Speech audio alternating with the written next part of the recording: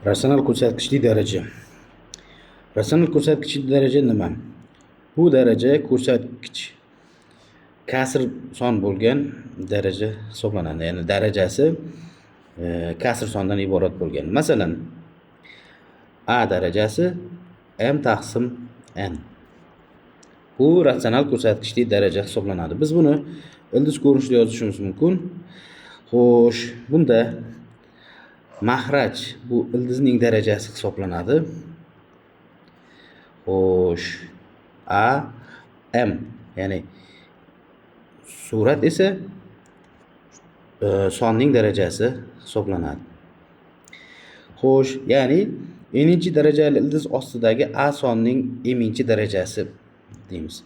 Xo'sh, aytaylik oddiy sonlarda qarasak, 9 ning 1 taqsim 2-si. Buni biz ildiz ostida 9 ko'rinishda yozishimiz mumkin, ya'ni 3. Xo'sh, bu yerda ildizning darajasi, ya'ni 9 ning darajasi 1 taqsim 2 bo'lgancha ildiz darajasi 2 hisoblanadi. Xo'sh, misol uchun 27 darajasi 1 taqsim 3.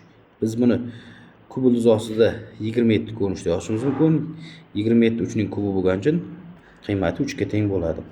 Yoki-da 8 ning 2 taqsim 3-si. Xo'sh, bu kub ildiz ostida 8 ni yoki-da kub ildiz ostida xo'sh, 8 ning kvadrati, ya'ni kub ildiz ostida xo'sh 8 ning 6-sini anglatadi yoki-da 4 ni anglatadi. Yoki 16 ning 3 taqsim 4-si. Bu 4-darajali ildiz ostida 16 ning kubi. Xo'sh, 16 4 ning 4-daraja 2 ning 4-darajasi bo'lgani uchun ildizdan 2 bo'ladi, uning kubi qoladi. Demak, natija 8.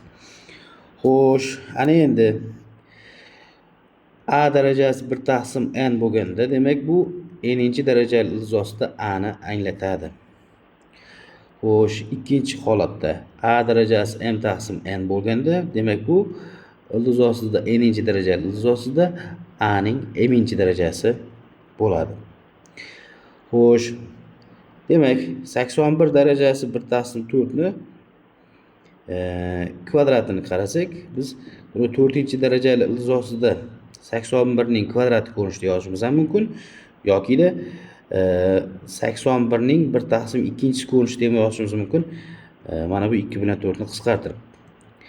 Natija 81 3 ning 4-si bo'lgani uchun 3 ning kvadrati, ya'ni 9. Yoki-da mana bu yerda ildiz ostida 81, bu 9 ning kvadrati bo'lgani uchun natija 9 bo'ladi. Xo'sh, keyingi misolni ko'rsak, 16 darajasi 3 taqsim 4 taqsim 4 darajasi 1 taqsim 2. 4-darajali ildiz ostida 16 ning kubi taqsim ildiz ostida 4. 16 2 ning 4-si bo'lgancha 2 ning kubi ildizdan chiqadi. 4 esa 2 ning kvadrati bo'lgancha ildizdan 2 chiqadi. Demak, 8 taqsim 2, natija 4. Xo'sh, ana endi agar bu yerda agar mahraj manfiy agar mahraj tog' son bo'lsa,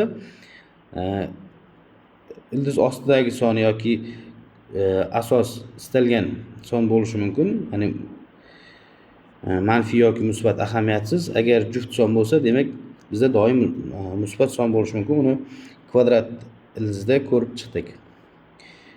Xo'sh, ana endi ratsional ko'rsatkichli daraja bu daraja ko'rsatkichli kasr bo'lib, bu kasr ildizga olish yoki darajaga ko'tarishni bildiradi. Har qanday ratsional ko'rsatkichli darajani ildiz va daraja yordamida ifodalash mumkin.